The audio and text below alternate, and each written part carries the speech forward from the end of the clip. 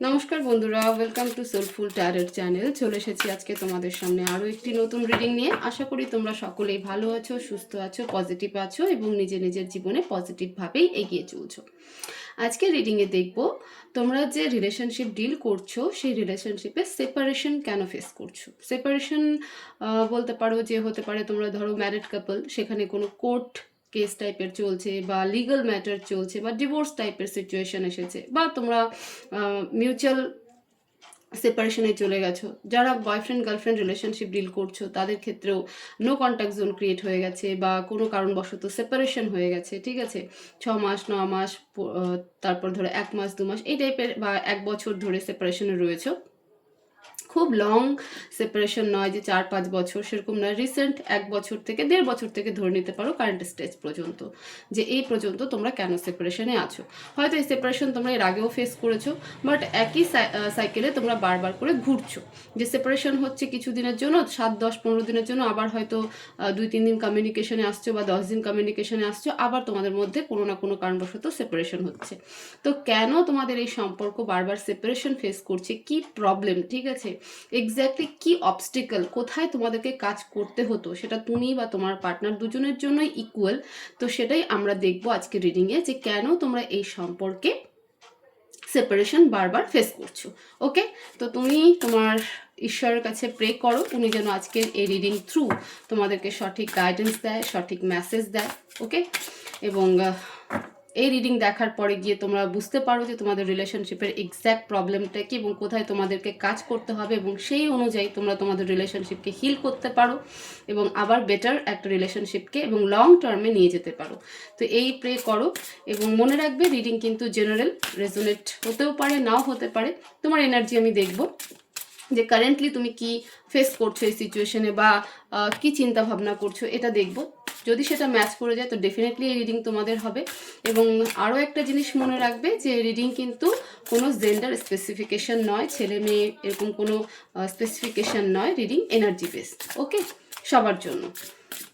তো আমি card Shuffle করছি, তোমরা মন শান্ত করে প্রে করো। প্লিজ ডিভাইন আমাকে গাইড করো। আমার যে সকল ভিউয়ার্সরা রয়েছে তারা তাদের রিলেশনশিপে সেপারেশন কেন ফেস করছে। প্লিজ ডিভাইন কি অবস্টিকল, প্লিজ ডিভাইন গাইড করো।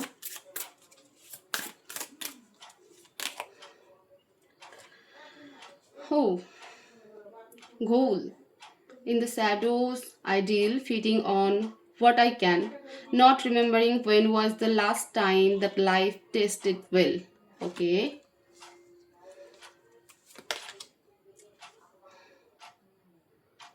Wisdom, experience, hidden knowledge. Okay.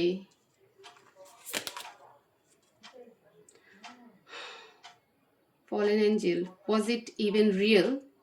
The paradise I fell from? Or are they just a nightmare, the realms I now roam? Okay. Werewolf, only the moon knows what it takes to fight this turmoil, two sides of the same located soul. Tornated soul. Okay.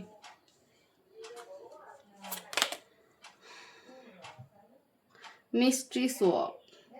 Deep dark waters, our reflection you cannot see. You won't find yourself if you don't go deep.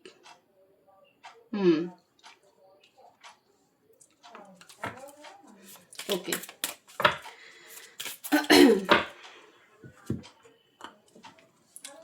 Please divine আমাকে guide করো। আমার যে সকল ভিউয়ার্সরা রয়েছে তারা নিজেদের রিলেশনশিপে বারবার কেন সেপারেশন ফেস করছে, কেন সেপারেশন ফেস করছে। প্লিজ ডিভাইন চ্যালেঞ্জেস কি, অবস্টিকলস কি, প্রবলেমস কি, প্লিজ ডিভাইন গাইড করো আমাকে। The empress, 9 of Wands,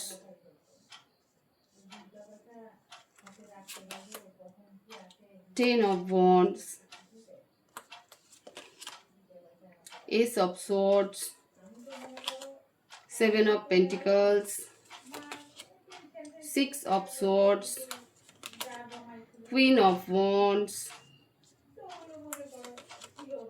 Seven of Wands, The World. ওকে, এটা তোমাদের রিলেশনশিপের এনার্জি বা কেন মানে সেপারেশন তোমরা ফেস করছো তার জন্য। এবার তোমার কারেন্ট এনার্জি দেখবো।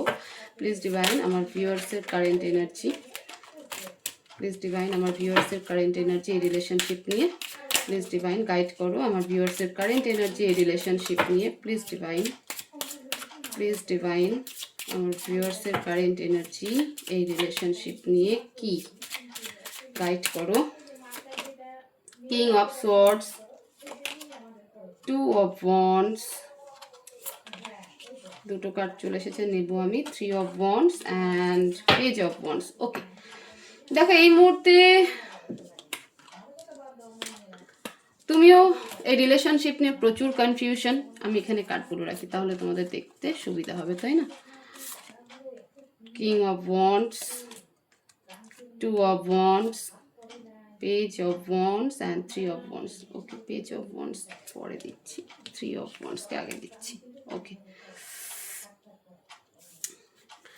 আচ্ছা এই মুহূর্তে তুমি এই রিলেশনশিপ নিয়ে, এটা তোমার তোমার মতামত বা তোমার চিন্তা ভাবনা যে তুমি এই মুহূর্তে এই রিলেশনশিপ নিয়ে কী ভাবছো বা কী চিন্তাধারায় রয়েছো, নিজের সেপারেশন নিয়ে কী অবজারভেশন করছো। তোমার কাছে মনে হচ্ছে যে তোমার পার্টনার ভীষণ ইগোয়েস্টিক। কোথাও হলেও তুমি মনে করো যে না, তোমার পার্টনারের মনে তোমার জন্য বা তুমি যে ব্যক্তিকে নিয়ে বা যে সম্পর্ককে নিয়ে এই রিলেশনশিপ এই রিডিং দেখছো, তো সেই ব্যক্তিকে নিয়ে তোমার যা মতামত এই মুহূর্তে, যে তুমি সেই ব্যক্তিকে মনে করো যে না, তোমার জন্য তার মধ্যে ইমোশনস তো রয়েছে, কোনো না কোনো অ্যাটাচমেন্ট রয়েছে, বাট সেই ব্যক্তি ভীষণ ইগোয়েস্টিক, ঠিক আছে, অ্যারাগেন্ট টাইপের, যে না নিজে কোনো মুভমেন্ট নেবে না, সবসময় আমাকে স্যাক্রিফাইস করানো হচ্ছে, আমাকে অ্যাডজাস্টমেন্ট করতে বলা হচ্ছে। তুমি মানে অ্যাকচুয়ালি তুমি বেসিক্যালি কি হচ্ছে, তুমি জাগলিং করছো, ঠিক আছে, কনফিউশনের মধ্যে রয়েছে, তুমি বুঝতে পারছো না যে তোমার কি করা উচিত, এগোনো উচিত না উচিত না। তুমি যতবার সবটাকে অ্যাকসেপ্ট করে নিয়ে এগোনোর চেষ্টা করেছো, সেখান থেকে তোমার মনে হচ্ছে যে তুমি খালি হাতেই ফিরে এসেছো, আলটিমেটলি তোমার কোনো কাজ হয়নি। তোমার একটা সময় মনে হয়েছিল যে না, এই করতে করতে মানে একটা হোপ ছিল যে না, তোমার পার্টনার যিনি রয়েছেন সে তোমার এই স্যাক্রিফাইসকে আন্ডারস্ট্যান্ড করবে, বুঝবে, সেও কখনো না কখনো তোমার জন্য স্ট্যান্ড নেবে, ঠিক আছে, অ্যাকশন নেবে, বাট সেটা আলটিমেটলি হয়নি। তো সেটাও তোমাকে খুব বদার করে এবং তুমি এমন কোনো একটা এনার্জিকে নিয়ে ভাবো যে তোমার মনে হয় যে সেই ব্যক্তির জন্য, কোনো থার্ড পার্সনের জন্য বা কোনো থার্ড পার্টি এনার্জির জন্য তোমার পার্টনার তোমার দিকে সেই অ্যাকশনটা নেয় না, বাট সেই থার্ড পার্সনের দিকে সেই ডেডিকেশন, সেই অ্যাকশনটা নেয়। বা সেটা দেখো, তোমার হতে পারে যে তোমার হাজব্যান্ড যদি হয়, তোমার হাজব্যান্ড হয়তো একটা বড় কোনো জব প্রোফাইলে রয়েছে বা বিজনেস করছে, ঠিক আছে, তো সে বরাবর কি হচ্ছে যে তার ওয়ার্কেই ফোকাস, বাট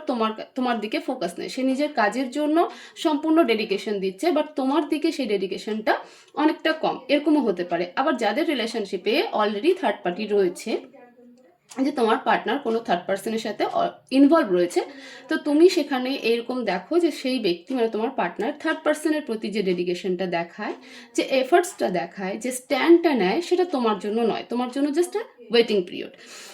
ওকে, তো এরকম তোমার চিন্তা ভাবনা কিন্তু চলছে এবং তুমি এখনও কোথাও হলেও দেখো একটা স্যাডনেস এনার্জিতে রয়েছো।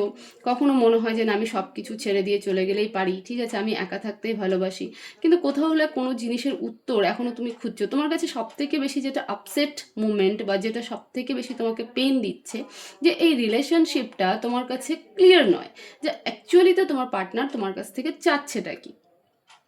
তুমি এত কিছু করার পরে গিয়েও তোমার পার্টনার সেই এফর্টসটাই তোমাকে দিল না, সেই ডেডিকেশনটা দিল না, যেটা সে থার্ড এনার্জিতে দিচ্ছে, সেই এনার্জিটা তোমাকে দিচ্ছে না, ঠিক আছে। তুমি চেয়েছিলে যে তোমার দিকে বিন্দুমাত্র হলেও একটু এফোর্টস নিক, তোমার সাথে কমিউনিকেট করুক, স্বেচ্ছায় নিজে একটু এগিয়ে আসুক, সেটা কখনো হয়নি। সে বরাবর একটা ইগোয়েস্টিক এনার্জিতে রয়েছে, একটা ডমিনেন্ট নেচারে রয়ে গেছে, যেটা তোমাকে সব থেকে বেশি বদার করে। তোমার মনে হয় যে এই রিলেশনশিপ তোমাকে ভেতর থেকে অনেকটা শেষ করে দিয়েছে, আবার কখনো ভাবছো যে না, এই রিলেশনশিপের কারণে তোমার ইনার গ্রোথও অনেকটা হয়েছে, ঠিক আছে। তো শ্যাডোনেস যেটা রয়েছে সেটা কিন্তু এইরকম। তো এই মুহূর্তে তোমার রিলেশনশিপ নিয়ে তুমি কিন্তু এরকম একটা চিন্তা ভাবনায় রয়েছো। তো এই এনার্জি যদি ম্যাচ করে যায়, তাহলে ডেফিনেটলি এই রিডিং তোমার জন্য, তুমি এই রিডিংকে কন্টিনিউ করতে পারো। এবার দেখবো যে এই রিলেশনশিপে বারবার তোমরা সেপারেশন কেন ফেস করছো। প্রথমেই বলি যে তুমি ডেফিনেটলি তুমি হচ্ছে কোনো জবের সাথে যুক্ত রয়েছে, বা ফাইন্যান্সিয়ালি তুমি স্টেবল, ঠিক আছে, তুমি নিজে কিছু করো, তুমি পরনির্ভরশীল নও, ঠিক আছে, তুমি মাদার ফিগার হতে পারো, বা হতে পারে যে তুমি সিঙ্গেল মাদারও হতে পারো, যে তুমি সবটাই নিজের দায়িত্বে সব কিছু করো, এরকম একটা এনার্জি কিন্তু তোমার রয়েছে। তো এই এই সিচুয়েশনে তোমার এই রিলেশনশিপ যে বারবার সেপারেশন ফেস করছে, সেটা হলো যে তোমার সেলফ ডিপেন্ডেন্ট, ঠিক আছে, তুমি ফাইন্যান্সিয়ালি স্টেবল, ঠিক আছে, তুমি সিঙ্গেল মাদার, তোমার মনে হচ্ছে যে না আমি নিজের দায়িত্বে সব কিছু করছি, বাট আমার যিনি হাজব্যান্ড বা আমার যিনি পার্টনার, তিনি সেরকমভাবে ইনভলভমেন্ট দেখাচ্ছে না, তিনি খোঁজ খবর রাখছে না, প্রপারলি যতটা খোঁজ খবর রাখার দরকার ততটা রাখছে না। এখানে কার্ডও কিন্তু সেটাই এসেছিল, ওকে, এখানে কার্ডও সেটাই এসেছিল যে in the shadows I deal, feeding on what I can, not remembering when was the last time that life tasted well, মানে সে জীবনের সব থেকে ভালো স্বাদ কখন অনুভব করেছিল সেটা সে ভুলে গেছে। এবং সেই একই এনার্জিতে কোথাও না কোথাও তুমিও ভাবছো যে কেন, কিসের জন্য। তো বেসিক্যালি এখানটাতে তুমি যে নিজে সব কিছু করছো, তোমার মনে হচ্ছে যে মানে মনে হচ্ছে না, এক্স্যাক্টলি আমি বলবো এখানে একজন মাত্র ব্যক্তি বারবার এই রিলেশনশিপে এফর্টস দিতে দিতে হাঁপিয়ে উঠেছে, টায়ার্ড হয়ে গেছে। সে ভাবছে আমি একাই কেন, এটা তুমিও হতে পারো, তোমার পার্টনারও হতে পারে, ভাইস ভার্সা এনার্জি হতে পারে। তোমার পার্টনারও কোথাও গিয়ে মনে করছে যে আমি হাঁপিয়ে গেছি। হতে পারে যে তোমার পার্টনার হয়তো সেরকম কোনো এফর্টস দেয়নি, তুমি বেসিক্যালি এফর্টসটা দিয়ে গেছো। তো সেখানে তুমি এখন বসে বসে ভাবছো বা মনে হচ্ছে যে এখানে একজনই শুধুমাত্র এফর্টস দিয়ে গেল, আরেকজন জাস্ট ওয়েট থেকে গেল, যে সে কিছুই করলো না। সেকেন্ড যে অবস্টিকলস দেখা যাচ্ছে, যে কারণে তোমরা এই সেপারেশন ফেস করছো, সেটা হলো যে প্রচুর ওয়েটিং পিরিয়ড, ঠিক আছে, মানে কেউ এর ডেপথে যাওয়ারই চেষ্টা করেনি, বা একজন যদি যাওয়ার চেষ্টা করছে তাহলে পরে বারবার আর্গুমেন্ট হয়েছে, মানে পাস্টকে নিয়ে। এই বইটা দেখছো, এখানে ছবিটা দেখো, ফটোটা দেখো, কার্ডের ফটো কি দেখাচ্ছে, একটা বইটা কেমন, নতুন বা মডার্ন বই নয়, কিন্তু এটা একটা মানে দেখাচ্ছে যে একটা স্পিরিচুয়াল বুক, পৌরাণিক গ্রন্থ যেমন হয় সেই টাইপের কিন্তু। তো এটা কেমন দেখাচ্ছে যে এর মধ্যে কিন্তু নলেজ ছিল, প্রচুর নলেজ ছিল, কিন্তু তোমাদের মধ্যে কেউই এই নলেজটাকে নেওয়ার চেষ্টা, নলেজ বলতে এখানে কি, এই রিলেশনশিপে সেপারেশন কেন আসছে তার যে ডেপথটা কি সেটা কেউ খোঁজার চেষ্টা করেনি। ওয়েটিং পিরিয়ডেই চলে গেছে, কখনো তুমি ওয়েটিং পিরিয়ডে ছিলে, কখনো তোমার পার্টনার ওয়েটিং পিরিয়ডে রয়েছে। কেউ যদি একজন কমিউনিকেশন করার চেষ্টা করেছে এবং এটার গোড়া থেকে প্রবলেমটাকে সলভ করার চেষ্টা করেছে, তো কি হয়েছে, দুজনের মধ্যে আর্গুমেন্ট হয়ে গেছে। কিন্তু এখানে কি করা উচিত ছিল যে অ্যাকচুয়ালিতে প্রবলেমটা কোথায় হচ্ছে, ক্লিয়ার কমিউনিকেশনের দরকার ছিল। তো বেসিক্যালি এখানে ক্লিয়ার কমিউনিকেশনের অভাব হয়েছে, এবং এতটাই গ্যাপ হয়ে গেছে ক্লিয়ার কমিউনিকেশনে যে সেপারেশন আজকে বারবার তোমাদের রিলেশনশিপে তোমরা ফেস করছো। থার্ড যে পয়েন্টটা এসেছে, বা থার্ড যে কারণটা এসেছে, এখানটাতে বার্ডেন ফেস করতে শুরু করে দিয়েছিলে। দেখো, থার্ড পার্টি তোমার কার্ডেও এসেছিল, থার্ড পার্টি রিলেশনশিপেও চলে এসেছে, ওকে। তো কোনো তো এমন এনার্জি রয়েছে তোমাদের রিলেশনশিপে, যে এনার্জির কারণে এই সম্পর্ক তোমাদের কাছে মাঝে মধ্যে একটা বার্ডেন, বোঝা মনে হচ্ছিল। তোমরা এই বোঝাটাকে কিছুতেই, মানে এই বোঝা নিয়ে তোমরা চলতে পারছিলে না, কিন্তু এই বোঝাটাকে নিয়ে যে জিনিসটা তোমাদেরকে বার্ডেন করছিল, সেটা তোমার দিকেও কখনো করেছে, কখনো তোমার পার্টনারের দিকেও করেছে। তো এই বার্ডেনটাকে নিয়ে কেউই কখনো ট্রুলি, মানে একদম পরিষ্কারভাবে, বা বলতে পারো ক্লিয়ারলি ট্রুথ কমিউনিকেশন হয়নি, মানে সত্যিটাকে সামনে রাখা প্রপারলি হয়নি। হতে পারে যদি তোমার দিকে থার্ড পার্টি থেকে থাকে, তাহলে তুমিও তোমার থার্ড পার্টি নিয়ে হয়তো তোমার পার্টনারের কাছে ক্লিয়ার কিছু বলনি, আর তোমার পার্টনারের দিকের থেকে যদি কোনো থার্ড পার্টি থেকে থাকে, তাহলে সেও থার্ড পার্টির সাথে এক্স্যাক্টলি কি চলছে, সে কোথায় তার কাছে প্রায়োরিটি রাখে বা কোথায় রেসপন্সিবিলিটি রাখে, কেন তার দিকে এত বেশি ডেডিকেশন, সেই ব্যাপারগুলো কখনো তোমাদের দুজনের মাঝখানে ক্লিয়ার কমিউনিকেশনে আসেনি। কারণ এই যে আমি বললাম শুরুতেই, যে সেকেন্ড যে কারণটা এসেছিল, যখনই কেউ একজন শুরু করেছে এক তো হয়নি, যদিও বা কেউ শুরু করেছে যে এই রুট কজটাকে ধরার, তখনই আর্গুমেন্ট হয়ে গেছে। কিন্তু এটা উচিত ছিল, ঠিক আছে, এটা উচিত ছিল। বার্ডেন মনে হয়েছে সেই জায়গা থেকে, যেহেতু ক্লিয়ার কমিউনিকেশন নেই। ফোর্থ যে কারণটা দেখা গেছে বা কজটা ধরা পড়েছে, সেটা হলো বারবার এই সম্পর্ক রিস্টার্ট হয়েছে, বারবার এখানে কনফিউশন ক্রিয়েট হয়েছে, বারবার এখানে আর্গুমেন্ট হয়েছে। অ্যাকচুয়ালিতে না মানে যখনই রিলেশনশিপটা আবার নতুন করে শুরু করার চেষ্টা করেছে, তখন কি মানে ব্যাপারটা বলো তো, লাভ না, মানে ভালোবাসার ব্যাপারটা নয় এখানটাতে, মানে কি একটা পাওয়ার ব্যাপার, মানে একটা জেতার ব্যাপার, যে কেন তুমি আমাকে ছেড়ে দিয়ে চলে যাবে, তুমি যেতেই পারো না, ঠিক আছে, তুমি যেতেই পারো না, তোমার এই অধিকারটাই নেই, আমি তোমাকে, মানে একটা জেদের কারণে কিন্তু এই সম্পর্কে বারবার কমিউনিকেশন এসেছে, হয়েছে তোমরা এক এক তো বলবো না, কিছুক্ষণের জন্য একসাথে থেকেছো, আবার সেখানে separation, because defensive energy, confusing energy, fire energy আবারও গ্রো করে গেছে, আবারও সেটা দেখা দিয়েছে। ফিফথ বটম অফ দ্য ডেকে এসেছিল দ্য ওয়ার্ল্ড। ওকে, এই মুহূর্তের যদি আমি বলি এই রিলেশনশিপ কেমন, এই রিলেশনশিপে মানে এই রিলেশনশিপের যে ডার্ক সাইডগুলো আছে সেটা নিয়ে কেউ কোনো কথা তো বলেইনি, সে কারণে তো সেপারেশন এসেছে। বাট এখানে যে কার্ডটা এসেছে দেখো, মিস্ট্রি সোয়াম, ঠিক আছে, deep dark waters our reflection you can not see. বলছে এত অন্ধকার যে এখানটাতে নিজেদের রিফ্লেকশনকেই দেখা যাচ্ছে না। You want not find yourself, you don't go deep. যদি তুমি এর ভেতরে না যাও তাহলে তুমি এর রিফ্লেকশন, মানে নিজের কি হয়, কাদা যদি জল থাকে সেই জলে কিন্তু নিজের ছবি দেখা যায় না, তো সেই জলকে আগে পরিষ্কার দিতে হয়, পরিষ্কার হতে দিতে হয়, তারপরে গিয়ে নিজেদের ছবি দেখা যায় জলের মধ্যে, তাই না? নোংরা জলে কখনো ছবি দেখা যায় না। তো এই মুহূর্তে রিলেশনশিপের যে সিচুয়েশন, এত ডার্ক সাইড, এত ডার্ক সাইড যে নিজেদের রিফ্লেকশন কেউ দেখতেই পাচ্ছ না, না তোমার পার্টনার দেখতে পাচ্ছে যে তার দিক থেকে কোথায় ফল্ট হয়ে গেছে এবং সেটাকে খোঁজা উচিত, উচিত সেটাকে বোঝা উচিত এবং সেই অনুযায়ী কাজ করা উচিত। ইভেন তুমি তুমি যদিও বা দেখো, হয়তো সেটা সবে শুরু, স্টার্ট, মানে তোমার কার্ডে যেটা ছিল সেটা হচ্ছে রিয়েলাইজেশন, যে তুমি ভাবছো যে কেন হলো, কিসের জন্য হলো, বারবার এদিকে ডেডিকেশন, আমার দিকে নয় কেন, এই জিনিসগুলো যে তোমার মধ্যে রিয়েলাইজেশন এসেছে, তোমার পার্টনারের মধ্যে কিন্তু সেই জিনিসটা এখনো আসেনি। তো কার্ড সেরকমই কিন্তু প্রেডিক্টেবল, যে যতক্ষণ এই ডিপ ডার্কের ভেতরে আরো না যাওয়া যাবে ততক্ষণ নিজেদের রিফ্লেকশন দেখতে পাওয়া যাবে না। ওকে, দ্য ওয়ার্ল্ড এটাই ইন্ডিকেশন দেয় যে মেডিটেশন যত করবে, যত আর্থের সাথে, নেচারের সাথে কানেক্টেড থাকবে, তত এই এনার্জিকে তুমি ক্লিয়ার কাট করতে পারবে। রিলেশনশিপের এই এনার্জিকে ডার্ক এনার্জি থেকে, মানে রিলেশনশিপকে ডার্ক এনার্জি থেকে বের করে আনতে পারবে। ইভেন তোমরা নিজেদের রিফ্লেকশন দেখতে পাবে, এই রিলেশনশিপের রিফ্লেকশন দেখতে পাবে যে রিলেশনশিপটা বা সম্পর্কটা কি। তো সবার আগে কোথায় ছিল প্রবলেমটা? কমিউনিকেশন। যে প্রবলেমটা যে শুরু হয়েছে সেই প্রবলেমটাকে নিয়ে এক্স্যাক্টলি কি করা উচিত ছিল?